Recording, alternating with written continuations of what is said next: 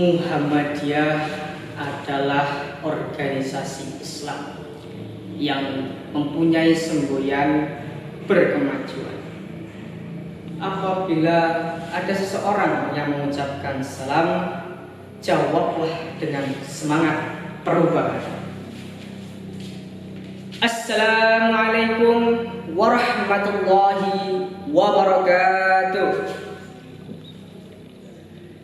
Innal hamdalillah nahmaduhu wa nasta'inuhu wa nastaghfiruh wa na'udzu billahi min shururi anfusina wa min sayyiati a'malina.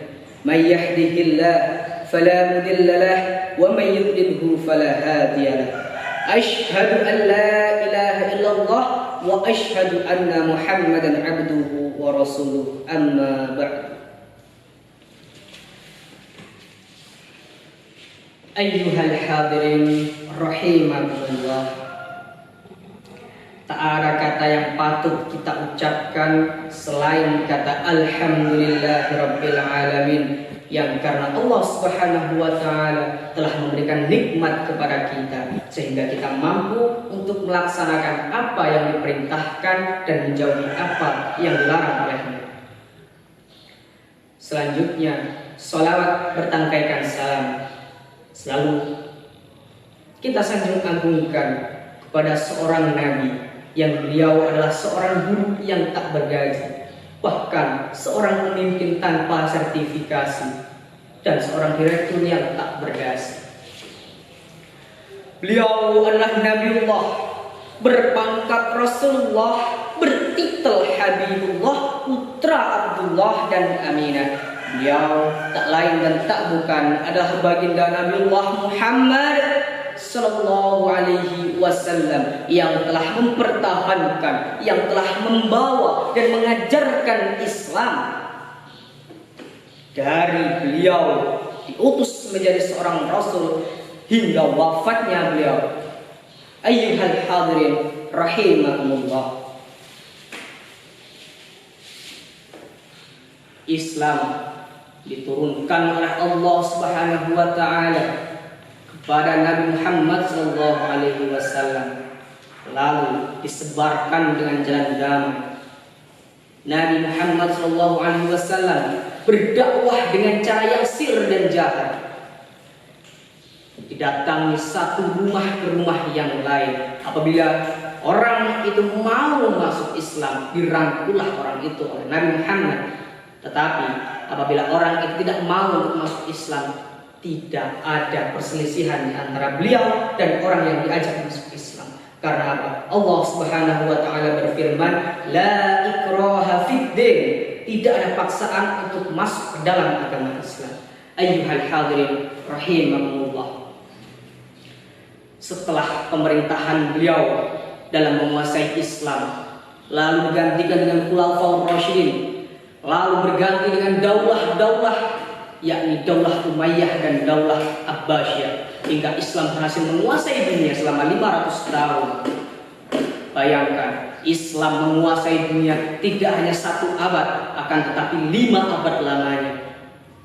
Dari ujung Arab hingga bumi Spanyol berisi Muslim, yang disitulah Muslim mulai berkembang. Lahirlah ilmuwan-ilmuwan Muslim yang mampu membuat teori, yang mampu menjadikan gerakan Renaissance di Eropa.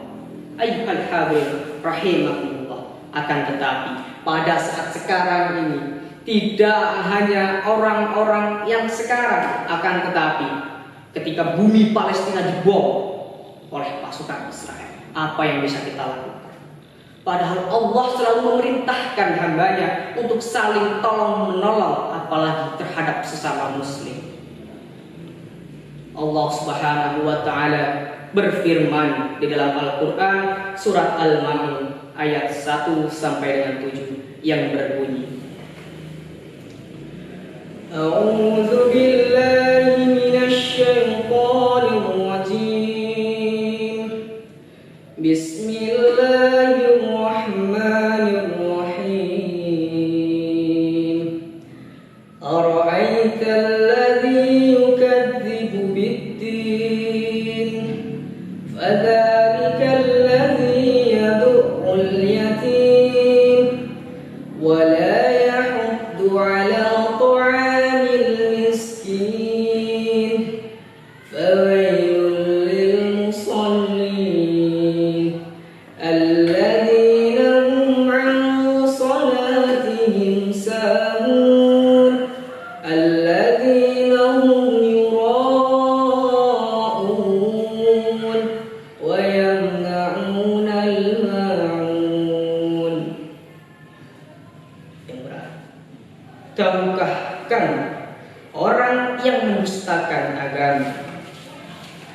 Dari ayat ini, ayat yang diturunkan oleh Allah Subhanahu wa taala, pertanyaan yang dilayangkan oleh Allah bukanlah suatu pertanyaan yang dimana pertanyaan itu tidak Allah ketahui.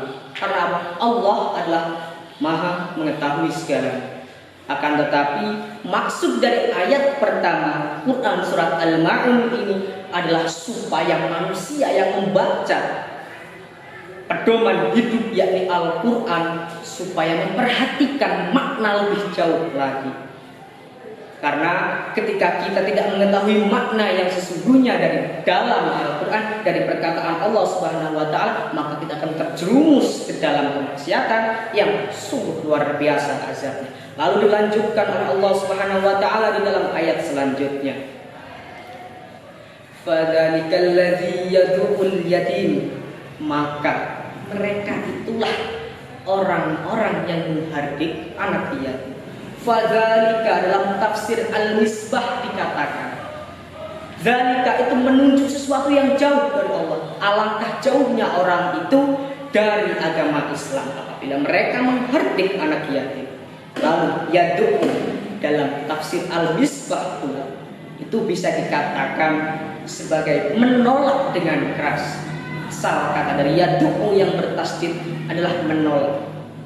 Jadi ketika yad'u ini diartikan lebih luas adalah menolak, mendorong dengan keras anak yatim yang datang kepada mereka untuk meminta bantuan. Wallahu a'lam. Ketika kita sebagai seorang muslim dimintai bantuan dari orang-orang yang lemah, lalu kita menolak, apakah itu yang dinamakan orang muslim yang mengaku beriman kepada Allah Subhanahu wa taala? Lalu siapa lagi orang yang termasuk orang yang mendustai agama? Di ayat selanjutnya Allah kembali berfirman, wala yahuddu ala ta'amil miskin, dan tidak mendorong untuk memberi makan orang miskin. Ingat, dari kata yahuddu dalam tafsir Al-Azhar dikatakan bahwa yahuddu adalah mendorong, menyuruh untuk memberi makanan kepada orang miskin. Ayyuhal hadirin rahimakumullah, ketika kita tidak mempunyai kelebihan apa, Allah hanya memerintahkan untuk menyuruh orang-orang yang berada di sekeliling kita untuk memberikan bantuan kepada orang lain. Alangkah mulianya agama Islam. Ketika kita tidak mempunyai sesuatu apapun, ketika kita kekurangan harta sekalipun, kita diharuskan untuk tetap memberikan bantuan kepada orang yang membutuhkan. Walaupun itu hanya dengan menyuruh orang lain untuk memberikan bantuan kepada orang yang lebih membutuhkan. Ayyuhal hadirin rahimakumullah, ayat 1 sampai ayat 3 merupakan sebuah hal yang dimana itu merupakan hubungan sosial kita terhadap masyarakat. Dan anak yatim yang kita dorong dengan keras apabila dimintai bantuan. Ayyuhal hadirin rahimakumullah, ketika kita membicarakan surat Al-Ma'un, kita akan teringat pada suatu kisah di mana kisah itu merupakan kisah dari seorang pelopor berdirinya Muhammadiyah, seorang pemimpin Muhammadiyah yang ketika berdirinya Muhammadiyah selalu diolok-olok, bahkan dianggap gila oleh orang yang berada di sekelilingnya. Beliau adalah Kiai Haji Ahmad Dahlan yang mengajarkan Al-Quran surat Al-Ma'un selama 3 bulan lamanya pada murid-muridnya. Lalu ketika seorang murid bertanya kepada Kiai, wahai guru, kenapa engkau hanya mengajarkan surat Al-Ma'un selama 3 bulan? Padahal dalam Al-Quran itu terdapat 114 surat yang wajib dipelajari. Lalu Kiai Haji Ahmad Dahlan menjawab, sudahkah engkau membaca Quran surat Al-Ma'un? Sudah wahai Kiai. Sudahkah engkau menghafal Al-Quran surat Al-Ma'un? Sudah wahai Kiai. Dan sudahkah engkau menjalankan? Belum wahai Kiai. Lalu Kiai Haji Ahmad Dahlan menyuruh muridnya untuk mencari anak yatim di sudut-sudut kota dan kaum. Sehingga ketika murid-muridnya sudah berhasil mendapatkan anak yatim lalu dimandikan dan diberilah pakaian untuk dipakai dan diajari ilmu-ilmu yang harus dipelajari. Ayyuhal hadirin rahimakumullah, dari kisah Kiai Haji Amin Dahlan kita bisa mengambil kesimpulan bahwasanya Al-Quran itu tidak semata-mata hanya untuk dibaca, namun dipahami dan dijalankan dengan amalan yang niat ikhlas karena Allah Subhanahu wa taala. Lalu di ayat keempat Allah Subhanahu wa taala berfirman, "Fawailul lil musallin," maka celakalah orang-orang yang sholat. Orang-orang yang sholat masih celaka. Jadi ayat 1 sampai 3 dan ayat 4 sampai 7 masih berhubungan erat. Karena dari kata fa yang disambung dengan fawailun merupakan sebuah kecaman pada orang-orang yang tidak mau melaksanakan sholat dengan sempurna. Fawail, fa, sambungan dari ayat 3 dan 4, wail, merupakan sebuah ancaman, sebuah kecaman ketika kita tidak melaksanakan suatu perintah yang dengan sempurna. Wail, neraka wail, ancaman dari orang-orang yang tidak melakukan salat dengan sempurna. Dilanjutkan di ayat setelahnya, alladzina hum an salatihim sahun, yaitu orang-orang yang lalai terhadap salat. Arti dari kata an salatihim sahun, yaitu orang-orang yang lalai terhadap salatnya. Di dalam tafsir Al-Misbah dikatakan bahwasanya an salatihim merupakan sholat yang mereka itu tidak tahu tujuan dan hakikat daripada sholat. Bayangkan ketika Allah Subhanahu wa taala memakai kata fi sholatihim, maka secara otomatis ketika kita lupa dengan rakaat sholat kita tidak khusyuk dengan sholat kita, itu merupakan suatu mendustai agama. Akan tetapi Allah menggunakan ang salatihim sahun, yaitu orang-orang yang lalai. Maksud dari kata lalai, maksud dari kata sahun yang berarti lupa adalah melupakan tujuan dan hakikat sholat yang sesungguhnya. Ayyuhal hadirin rahimakumullah. Lalu siapa lagi orang yang termasuk mendustai agama? Alladzina hum yura'un, yaitu orang-orang yang berbuat riya. Riya berasal dari kata ro'a yara'u, yang berarti melihat, ingin dilihat orang lain dalam melakukan suatu perbuatan. Perbuatan yang dilakukan tidak semata-mata niat ikhlas karena Allah, akan tetapi supaya mendapatkan kemasyhuran di masyarakat dan mendapatkan pujian dari orang lain.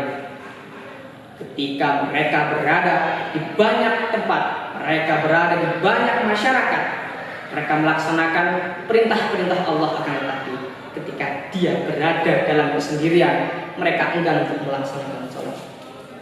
Riya yang diartikan di sini, dia bisa bermuka manis, bermuka dua di hadapan orang banyak, mereka terlihat baik, akan tetapi di hadapan Allah Subhanahu wa taala mereka bermuka buruk dan tidak mau melaksanakan perintah.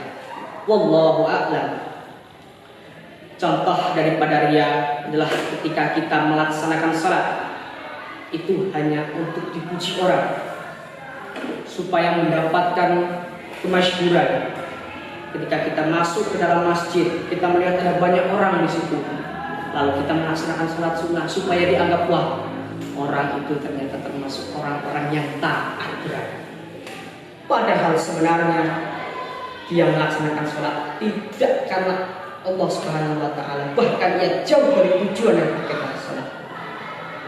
Ayyuhal hadirin rahimakumullah, di ayat terakhir surat Al-Ma'un katakan oleh Allah Subhanahu wa taala, wa yamna'unal ma'un. Al-ma'un, barang yang berguna. Dari arti surat ini tidak memberi bantuan berupa barang yang berguna. Beberapa ulama berbeda pendapat terhadap al-ma'un yang dimaksud. Al-ma'un, ulama yang pertama mengatakan bahwa al-ma'un yang dikatakan di dalam surat ini merupakan barang-barang yang berguna, barang-barang yang besar. Akan tetapi sebagian ulama lain mengatakan bahwa al-ma'un adalah barang-barang yang kecil yang diperlukan dalam kehidupan sehari-hari. Lalu diambillah kesimpulan bahwasanya al-ma'un adalah barang-barang kecil yang diperlukan untuk keperluan masyarakat, yang dimana apabila ada seorang tetangga, ada seorang sahabat yang meminta bantuan kepada kita, dengan kata lain meminta barang yang diperlukan, maka berikanlah. Karena itu merupakan suatu kewajiban kita sebagai seorang muslim yang sesungguhnya. Allah Subhanahu wa Ta'ala memerintahkan hamba-hambanya untuk selalu saling tolong menolong kepada sesama, apalagi terhadap sesama muslim. Ayyuhal hadirin rahimakumullah, dari ayat pertama sampai ayat ke-7 bisa diambil dua kesimpulan. Yang pertama adalah kehidupan sosial, saling tolong menolong dan saling membantu adalah merupakan satu terwujudnya kehidupan yang akut, kehidupan yang saling membantu. Disitulah tercapai kedamaian yang luar biasa. Yang kedua adalah ikhlaskan semua amalan hanya untuk Allah Subhanahu wa Ta'ala. Karena ketika kita mendirikan sholat, hakikat daripada sholat yang sesungguhnya adalah doa. Arti daripada sholat yang sesungguhnya adalah doa. Kita ketika melaksanakan sholat, kita selalu berdoa kepada Allah Subhanahu wa Ta'ala, ihdinas siratal mustaqim, tunjukilah kami jalan yang lurus.